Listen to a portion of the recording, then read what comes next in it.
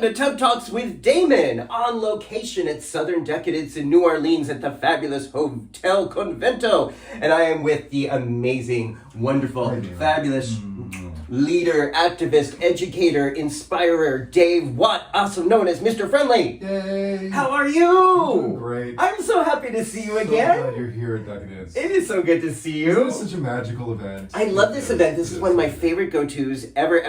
I highly recommend it because to me, this is just about joy. This is about celebration. I find there's very little attitude, not much of a scene. It's just like people being silly and having fun. There's a party for everybody. There's a party for everything. And there's big events, but there's also just really casual, I like to just walk around and say hi to my friends. And say hi to people and take pictures in front of the Christian protesters. Oops. Wouldn't it be amazing if one of them did a Tub Talk with me? I would love to interview them. I mean, seriously, I'd love to hear, in a respectful way, I'd love to hear what they're thinking. Okay, but for now, I want to talk about what you're here to do, what you're thinking, because not only do you attend Southern Decadence, you participate in a very meaningful, constructive, and life-saving way. Many ways, actually. Thank you. So before I ask you those specifics, I want to ask you, what do you like most about your body right now? Well, last time I was in your tub, I think I said, my heart, Yes, which is very I think it is my legs. Ooh, look at those legs. I have been hiking all over Arizona, and now I'm just like, I like my legs. So you've been getting some bulk on these legs in the desert. They are fun, when they're up on people's shoulders. Yes. Make some exercise that way.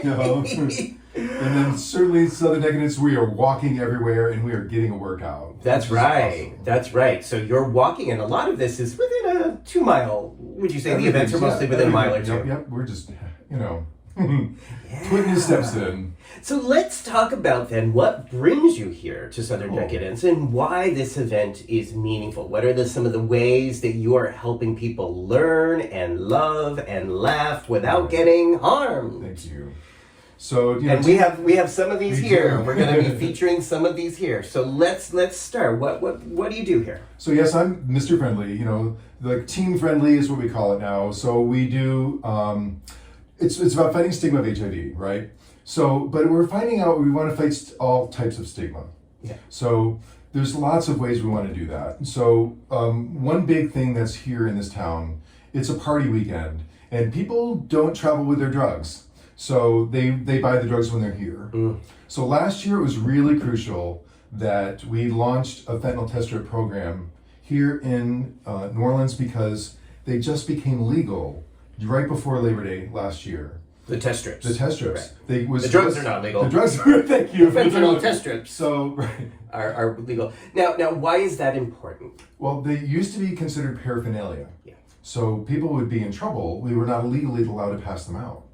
So we've been working really closely with Jimmy Gale, who works for the Louisiana Health Department. He's been able to supply with Narcan, and I've been buying fentanyl test strips for pretty cheap, and was able to bring hundreds and hundreds of test strips. So, and we also created a flyer on how to use them. Yeah. I would love to show you how to use them. I would love to. Before we do, so let's just be clear why this is important, because I think some people know this, but some people don't. You said people come to New Orleans, or they come to a party environment without typically traveling without their drug of choice. Right. So they have to then acquire it and find it when they get here. Right. And what can go wrong when you're buying drugs in a city that you don't live in from people you don't know is what? Is, like, for example, Molly might have fentanyl in it. Yeah. So it's like, I call it just like, it's poisoned with fentanyl. Sometimes it's not intentional. So I just say it's contaminated with fentanyl. Yeah. And it's fentanyl is so unpredictable that it can cause people to die or just go into severe cardiac arrest or loss of breathing. And Narcan is not always readily available in those emergency situations. Why would Narcan be helpful if one had been exposed to Narcan can just really stop the body from reacting to the fentanyl. So it just interrupts the thing, and it basically kills kills the experience, kills the high. So some people get mad if you use Narcan, which is interesting. But the fentanyl, prevents an overdose. So fentanyl would be a chemical inside of a drug of choice. It wouldn't necessarily be something where people would be like, "Yeah, I'm going to go get high on fentanyl." Right. It would be part of the drug. A drug that gets someone high would be cut with fentanyl. Yes. Now, why would someone, let's just say a business entrepreneur in New Orleans who sells drugs for a living, why would they want to cut their product with poison? Well, the fentanyl just does give a really amazing high. Okay. So it does. What kind of high? I've not experienced it myself, but people swear by it. Just like it's like a rush. Like an opiate? This is the opiate family, right? So when we talk about opiates, we're often referring to heroin.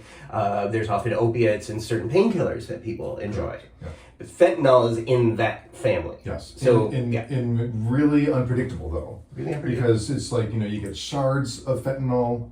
So it's really important when we're educating people about fentanyl is that why it's so important to test. Now, we don't tell people don't use your drugs if you test positive for fentanyl. Just be prepared, because it can be unpredictable. So we don't tell people not to use drugs. We don't tell people not to take their drugs, but people want to know if they have fentanyl in them. So like last night, there was a big party near the Phoenix bar, and we had somebody from Team Friendly, Atticus, made testing available. So people can test their drugs for fentanyl at the party himself. Wow. And he did test some for positive. Was he inside the venue or outside? Inside the venue. The venue welcomed it. The people that... Thank you, Phoenix. Yes. New Orleans. That is beautiful. Thank you, Russ. I'm surprised in such a good way to hear a business being supportive of that. Actually, all the bars. So we've been stocking the bars as well with fentanyl test strips. Information on how to use the fentanyl test strips. Wow. I ran into a police officer last night, and I gave him a bunch. He's like, "I want to put these in my kits because I want to be able to test drugs for fentanyl." Wow! So I can hey, this supplier has fentanyl in it. Probably the supplier doesn't even know it, right? So somebody's supplying drugs. People want to know where the fentanyl's coming from. Like we want to trace it back, so we can just make more informed decisions. So the drugs people buy on the street could be cut with fentanyl. And the reason fentanyl might be in there is because it can be part of a high, of a euphoric high that people enjoy. And possibly people are consuming it and don't even know it. They just know they had a good experience on a drug. The danger of fentanyl being in a drug of choice that we consume. Unpredictable. Right. It does not give you the typical, I'm going to just take one Molly because I've had such a good experience with Molly. Yeah. And it's, I'm going to drink a lot of water. That's usually what the safety tip with Molly. But if it's cut with fentanyl, then it can be very unpredictable and possibly deadly. Yeah. And again, this is how Prince died. There you go. So if people need an example or want some clarification of what this looks like, Prince was addicted to painkillers, prescription painkillers. He started purchasing it himself because his doctor wouldn't give him what he wanted because he had a tolerance. And unfortunately, some of the drugs he purchased had fentanyl, which is how he died on his elevator at Paisley Park. I did not know. Yeah. So this is, fentanyl is a very real, clear danger. And we see people here at this and many other parties who don't know they're consuming fentanyl fall out, pass out, need emergency care, or even die. So the cool thing about the Louisiana Health Department is they've made Narcan available. Yeah. So Jimmy Gale was passing out Narcan, dozens and dozens of Narcan has been around to help prevent that. But we use the slogan test it before you use it. So wherever we're out and about, we're promoting that message. Beautiful. Test it before you use it. Test it before you use it. Here at Southern Decadence. Wow. Okay. So you said then if I buy a drug and I test it with the fentanyl strip and I do find fentanyl in it, you're saying I don't have to throw out the whole thing? I'm not going to tell you to throw it out. You're not going to tell me, but what do you, at that point then what happens? I literally have watched young people grow up in front of my very eyes. They're like, what should I do with my drugs? It tested positive for fentanyl. Yeah. I'm like, well, let's talk about that. What do you want to do? What do you think you should do? Well, should I test it again? I'm like, we could test it again, but let's talk through it. And they're like, just this look comes over their eyes like, I think I'm going to throw my drugs out. And they make the decision themselves. And I'm like, I'm not going to judge them for whatever they do from there on, but I'm just going to say, hey, if you choose to use, we have some Narcan available. You know, that kind of thing. So we're really trying to just meet people where they're at, not be the buzzkill at the party. Sure. You know, like just it's informing really the people. It's the opposite. Yeah. And party hosts love our approach. It's a very friendly approach to harm reduction. Wow.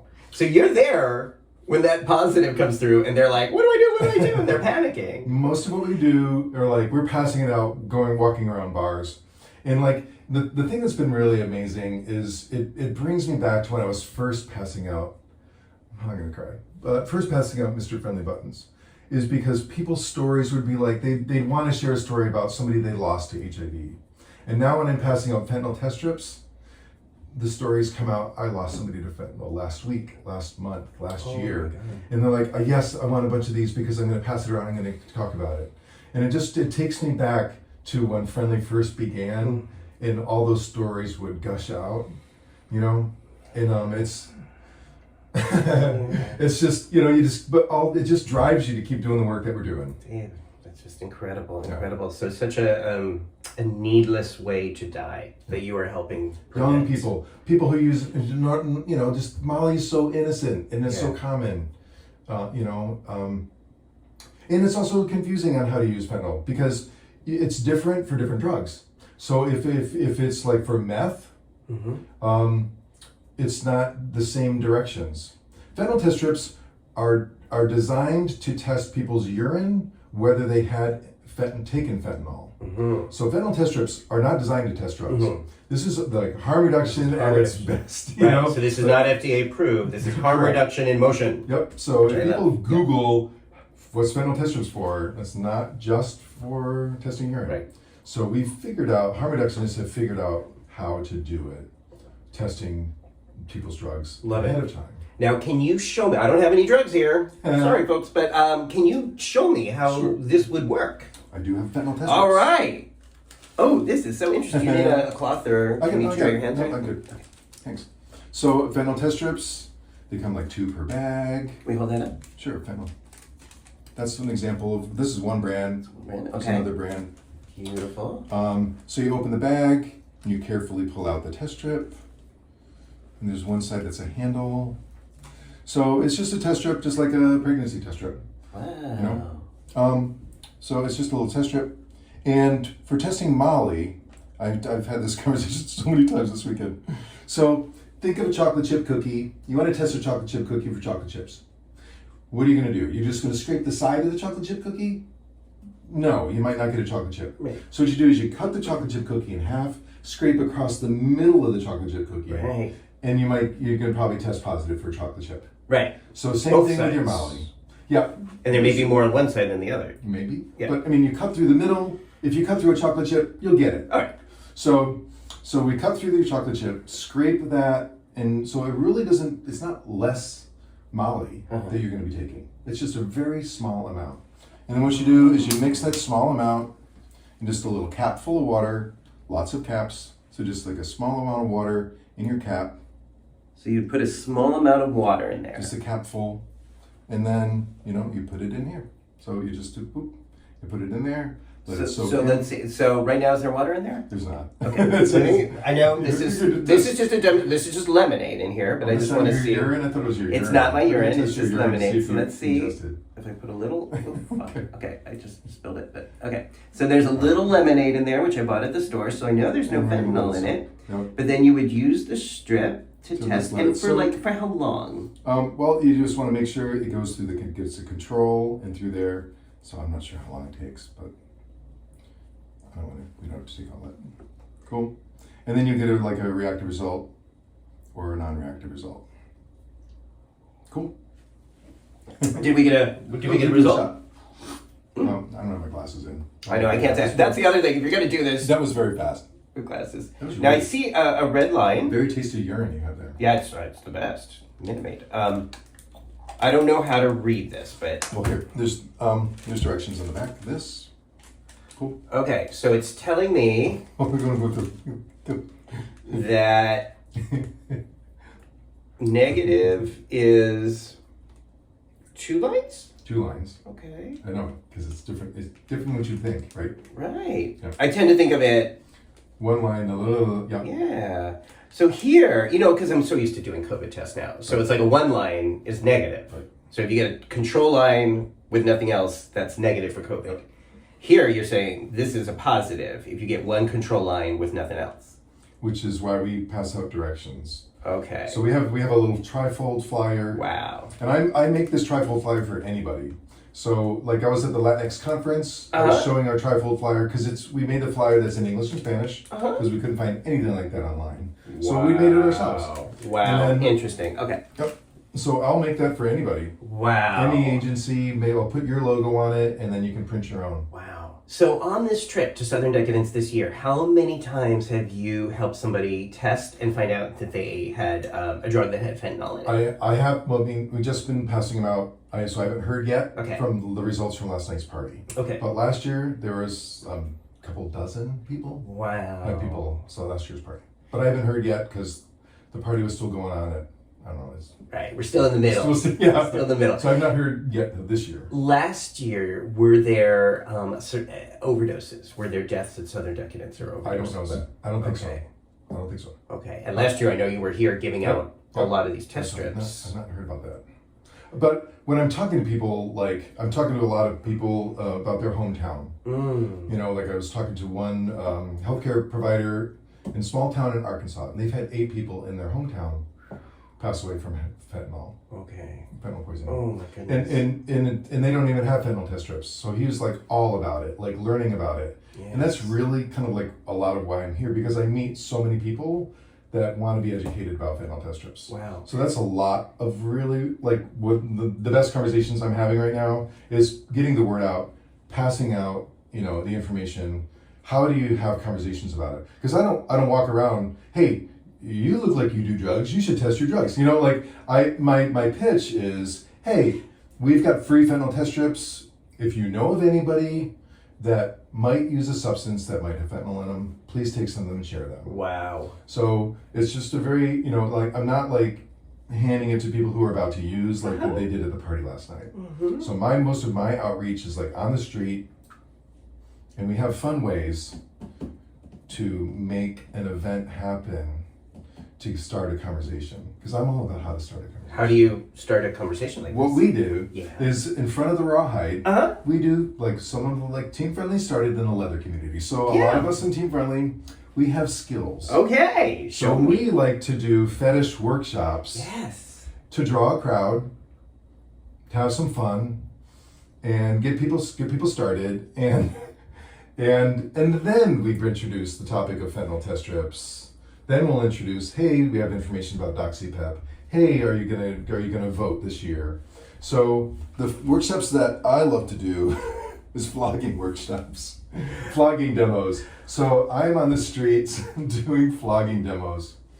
And I know that doesn't sound like, maybe that sounds weird, but like at Southern Decadence, it's not weird at Southern Decadence, to do flogging. To do flogging demos. It's really There's like a lot of leather people. There's a lot of leather curious people. Yes. And flogging has been popular for thousands of years for a reason. Yes. Like a 5-minute demo. People enjoy it. You get, I say, hey, do you want an endorphin rush without even moving? Do you want a runner's high without bothering to run? Get flogged. Get that endorphin rush. That's a great tagline. I mean, I also see it, aside from you, but especially here at Southern Decadence, just sometimes in the middle of the French Quarter there, in front of Oz, on the street, they just stand out there during this festivity and just flog each other. So it's a great way to engage, entertain, and educate. And start a conversation. How we engage and educate and entertain. And it's fun.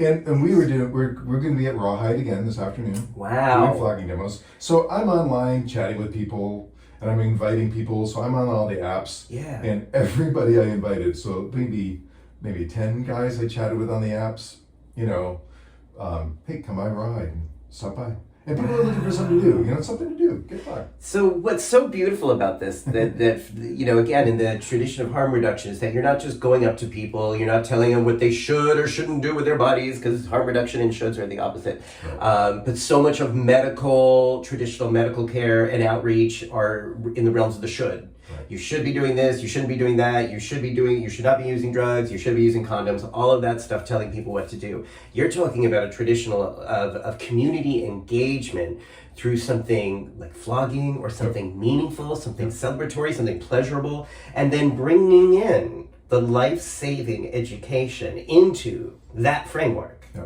We want to be part of the party. We want to be part of the party. We want to be invited back. So Rawhide is like, if I said, hey, Rawhide, would it be okay if I, did fentanyl awareness at your bar? They'd be like, no, but if I say, hey, we want to do some flogging demos, we also brought some rope, some tying up people, showing them fun knots, they say yes to that. Oh, and by the way, we want to pass out fentanyl test strips, DoxyPEP information, and we've got a big flag that says vote on it. Wow. And they're like, well, sure. So that's how we do it. That's what Team Friendly is all about, is using like fun ways to help get the message. Friendly ways to get the message. Friendly ways. And so let's talk about the other messages. We have one of them here. You're talking a lot about voting. Now, I know, again, as we just said, you're not telling people who to vote for. You're just really emphasizing the importance of voting. Absolutely. And we're a nonprofit, so I can't say who to vote for, but I can say encourage to vote. Yeah. So we made a huge vote flag. So I've got this like 10-foot pole with this huge vote flag. So I'm like walking down Bourbon Street, just waving the vote flag. People posting for pictures and stopping and like, thank you, high fives. And then last night I came across the protesters. Yeah. The protesters were like standing in the middle of Bourbon Street, and they're just like with their messages of hate, homo sex is sin, and all those messages that, really trigger me, because I went through change therapy, and I was just like, and just conversion therapy. Yeah, I went through that. How old were you? Guess what? It didn't take. Yeah. I was very willingly. I'm not like blaming anybody other than, that's just what I thought was right. Back in the early 80s when I was 19, 20, AIDS was God's condemnation of homosexuality. So I really wanted to change. I really wanted to have a wife and kids. Now I've got a husband and cats, and it's awesome. Yes. Was it like a school or a camp? Or it was a therapist. Just went through therapy, conversion therapy. Was it any like shock or physical? It was aversion? It was multiple approach. So have a rubber band, snap a rubber band every time I have a gay thought. Lord. I know. So did it work? Well, no, but now I can't have an orgasm. And now you're like, flogging. So now I flog because that's. And the other one was like, watch porn and punish yourself while watching porn. So, and I hated the taste of gin, so I would sip gin while watching gay porn. And guess what? Now I love gin. Wow. So it worked. It converted my taste for gin. Yeah. But now I'm sober, so. Yeah. So then when you see these protesters here at Southern Decadence holding up signs of hate, condemning homosexuality as a sin, and you're out there doing your messaging, your flogging, your life-saving information, what's that like for you? It's really powerful because it's something to do. Like, it's like Michelle Obama was really inspiring. Do something. Yeah. Do something. And I'm going to cry again. Because her speech was so inspiring, because it was just like last week. And it was like, do something. So I'm like, we're going to get out the vote. And to have that opportunity last night, like so many people were stopping and thanking me. People were taking pictures of the flag in front of the thing, and it was an option other than just giving them the finger. Right. Like it was like, hey, this is really important. I had some, young people that were trans, non-binary, and dressed like that, and just giving me hugs and thanking me because they're coming from a small town. You just know there's so many people from small towns come to this event. Yeah. From all over the South. And then also this one gay couple were like making out in front of them. And I was like, hey, do you want me to stop waving my flag so you can get a really good picture? And they're like, no, we want the vote flag because it's so important to vote so that we can be a couple, And so I'll show you that. There's this amazing picture of them making out with the protester signs in the back and the vote flying above it all. And it was just that kind of those kind of moments that happen at Southern Decadence. Wow. It's really awesome. So you're reminding people to vote. Do you help people register to vote if they need help? We have is that what this is for? I mean, I wasn't carrying it around with my flag. But whenever we're posting, we just click on that. And honestly, most people here have registered to vote. Yeah. But it is a reminder. So like when you take a picture of our flag, it is a reminder on your social media how important this is. Well, it's not just registering, it's making sure you're registered. And you can go to canivote.com, or that's where I refer people to, to make sure, canivote.com, to make sure that you are registered, because even if you think you're registered, you may not be. I now have a new talking point this weekend. Thank you.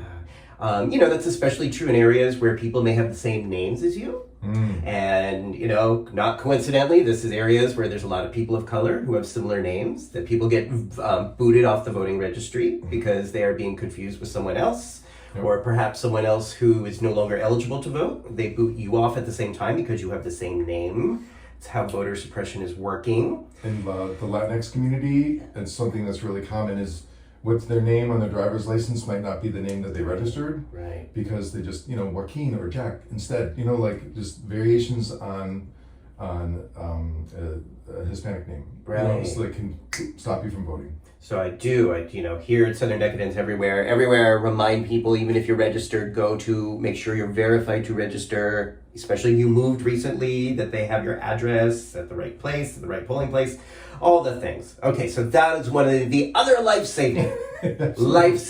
Like so we say, vote as if your life depends on it, because it really does. Literally does.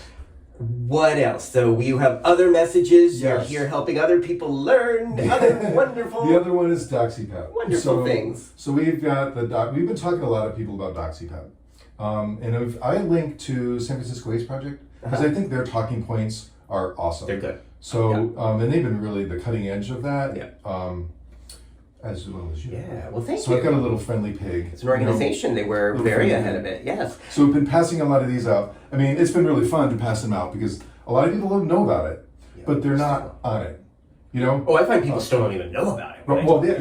Yeah. I mean, I'm passing out, like, some people, but I've had multiple people like, oh, I stopped taking that because it upset my stomach. I can't tolerate it. I'm like, well, did you talk to your provider?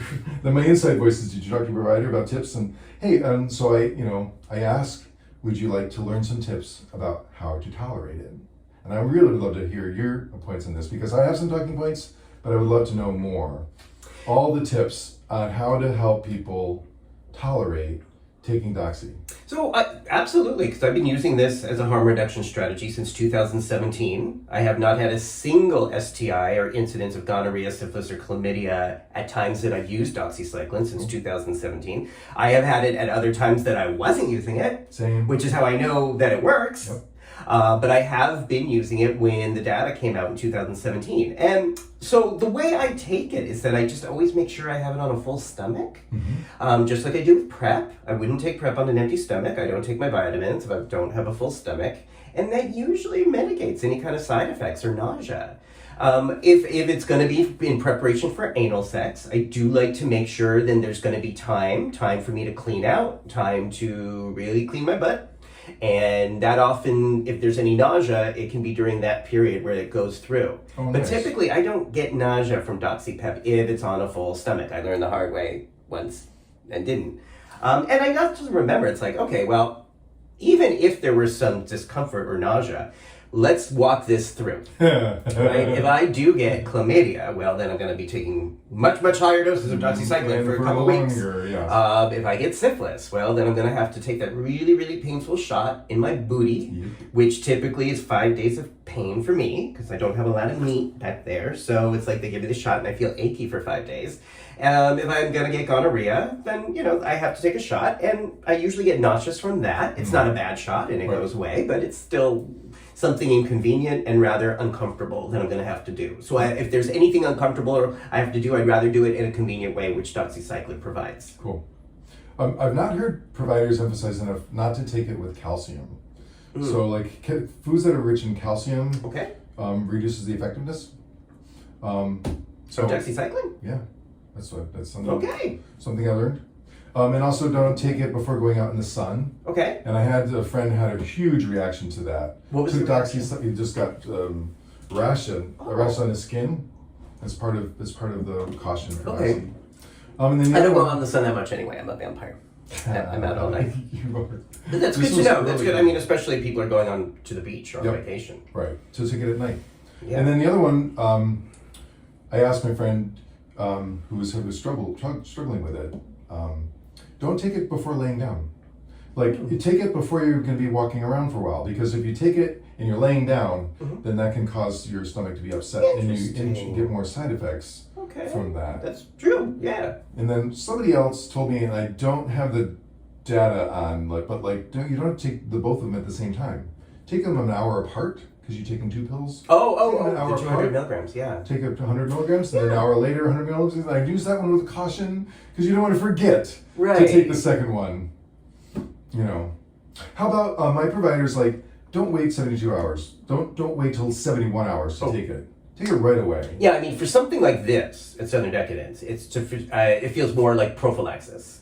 So I took it before I came here. I took 2 doses. Okay. I'm probably going to take another 2 doses in another 48, 72 hours. There you go. Because we're in a place where there's a lot of people playing with a lot of people. And so even if it's with one person, I am with one person who may have been with a lot of people, or the one person they were with has been. So that's why I think of it as prophylaxis, even though it's it's PEP, DoxyPEP, which means post-exposure. I do use it for events like this in a prophylactic kind of way. So you take some before even engaging? Oh, smart. Cool. So yesterday, I didn't know that. Yesterday, I know you're taking it right after. Yeah, but I'd say if you're taking it for post, yes, I don't. It is efficacious up to 72 hours after an exposure. But again, I think it's better if you know you've been exposed or think you may have been exposed. It's probably better to take it sooner than later. Yeah. Because within 72 hours, because then the percentages might go down, whether it works or not. But you're living proof that you take it right away. Right. I mean, it's just practical, because what we're talking about is bacteria, right? So doxycycline reduces or eliminates the bacteria. It seems to me it would get more of a fight if it was taken sooner and there was less bacteria to fight. Right. And I've been having multiple conversations with healthcare providers who don't believe in it because it's going to resistant strain. And I'm like, well, that would be true if you took it a week later. But if you stop it, and they're like, yeah, don't take it a week later. Take it as prescribed. And it won't cause the resistant strain. You know what I would say? And that was really, and every time they were like, thank you, now I get it. And you know what I say to that provider? What if you had a patient who needed some help treating acne, Lyme's disease, maybe was going to travel to a place where malaria was prevalent, bronchitis, gum disease? Have you or would you ever prescribe doxycycline for those individuals? Because doxycycline has been safe and tolerable and FDA approved since 1967 for those conditions for much higher doses, and at no point were they ever freaking out about chlamydia resistance or anything until the fags started using it. Right. So it seems disingenuous to me that all of a sudden, after 57 years, there's all this alarm about resistance when they've been prescribing the same drugs for people for 57 years without ever asking that question, not once. Not one horny teenager who's clearing their acne has ever said, wait, could you have gotten chlamydia a week ago? Because we can't give you acne medicine if you may have had chlamydia a week ago. They never do that. Right. Sorry. And no, so tirade over. That's okay. I'm gonna add to your tirade. Yes. So can prescribers prescribe Doxy in a judgmental way? Absolutely. And here's one case that I found in Phoenix was somebody who wanted it. Their provider wrote up a prescription for 1 dose with 3 refills. So because he didn't want him to he wanted to make it inconvenient for you to get Doxy.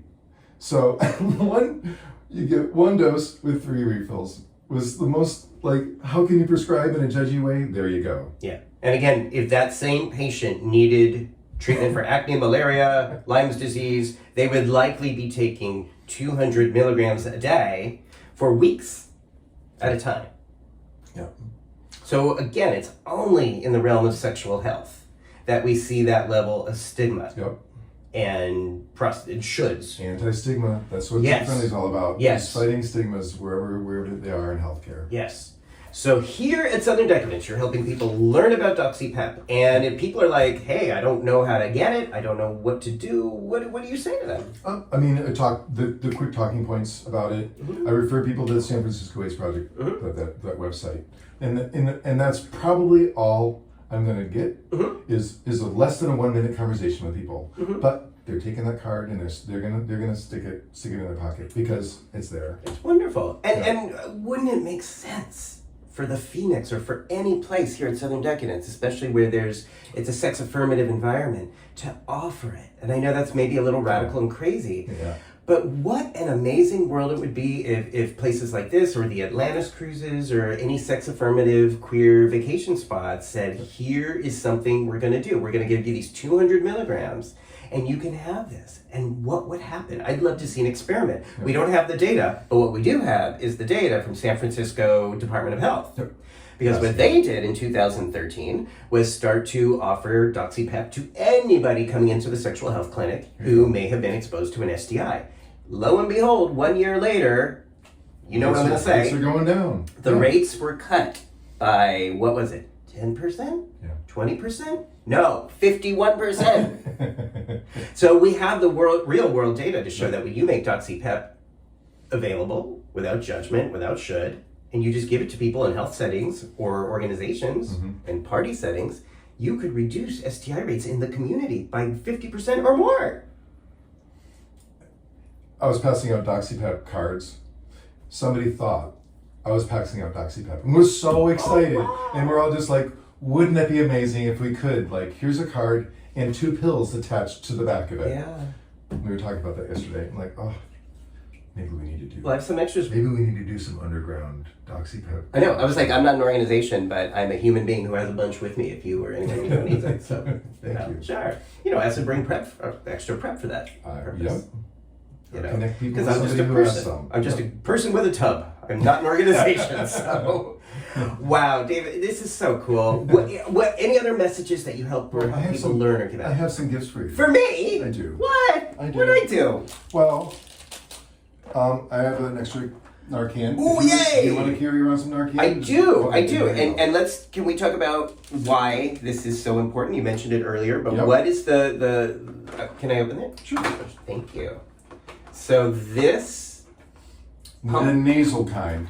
The nasal kind. There's also an injectable kind, but the nasal kind much more likely for people to actually use it because the injection kind takes a little bit of nerve. Yeah. So the nasal kind just like for anybody who's like passed out, can't wake up, boom, squirt in the nose, and then there's a package of 2 because sometimes it takes more than 1 depending on how much they might be overdosing on. And what it does is it blocks the receptors within the body for the opioids to take effect. And basically it stops the opioids from working immediately. And people just like wake up. So if you do 1 spray in the nozzle and they don't wake up, use the other one. And then of course have somebody else call 211 to get the paramedics there. So if I'm in a club or a place in New Orleans and I see somebody who's possibly passed out or overdosed on fentanyl or opiates, and can't be engaged or woken up, I put this under their nose, both nostrils? Just squirt. It's only 1 squirt. Okay, so it's just 1 squirt. 1 squirt per pump. Yep. So I'm only going to get 1 squirt out of this. And that's what I need. And typically that's enough to to block the opiate receptors and bring the person back to consciousness. So 1 squirt of this can save lives. And they are available.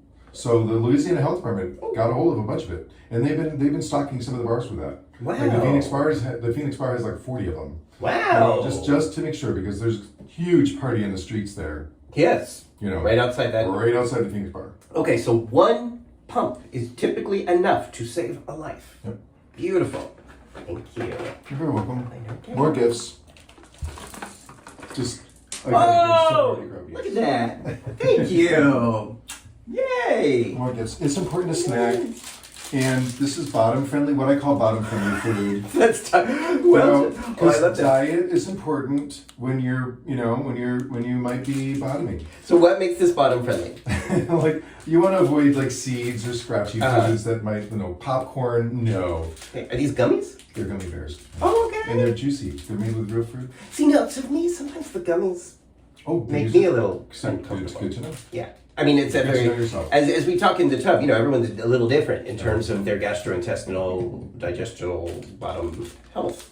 But I do enjoy these though. Here's some small packets of silicone lube. These are great because it's very travel size. Yes. And then of course here's some stickers. I got you a friendly pig sticker because you are Damon the friendly pig. Oh my goodness. And last but not least, Team Friendly is marching in the parade. And I'm marching with you. And I'm loving that you're marching. I'm going to get up early. And, you're going to get up early. 2:00 is when the parade steps off. So this is our Team Friendly shirt. I will be there. It is a bunch of friendly pigs. Thank you. It's a picture of a bunch of friendly pigs flying into decadence. Wow. Let me see. Okay, so I will be there tomorrow. I will be wearing this. I love this. Because the theme is birds of a feather flock together. The colors are blue, pink, gold. Southern Decadence 24. Thank you. Oh, this is gorgeous. Who made this? I designed it. I designed it, and then my husband is a graphic designer and made my birds of a feather flock together. I thought you said something else. Well, it's kind of a yes.